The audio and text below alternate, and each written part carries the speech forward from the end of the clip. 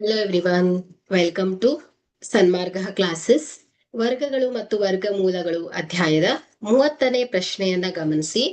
6 ಮತ್ತು 7ರ ವರ್ಗಗಳ ನಡುವೆ ಎಷ್ಟು ಸ್ವಾಭಾವಿಕ ಸಂಖ್ಯೆಗಳಿವೆ? ಸೊ ಯಾವುದೇ ಎರಡು ಅನುಕ್ರಮ ಸಂಖ್ಯೆಗಳಾದ n ಮತ್ತು n+1 ಸೊ ಅನುಕ್ರಮ ಸಂಖ್ಯೆಗಳಿವು.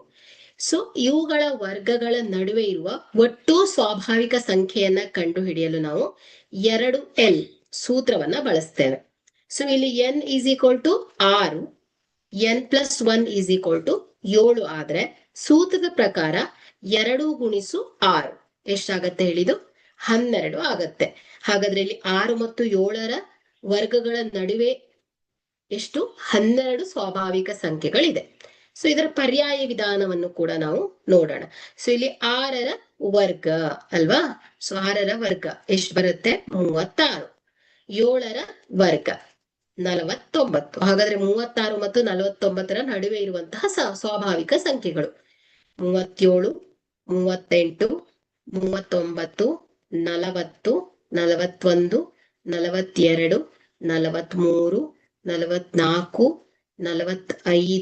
45, 46, 47, 48.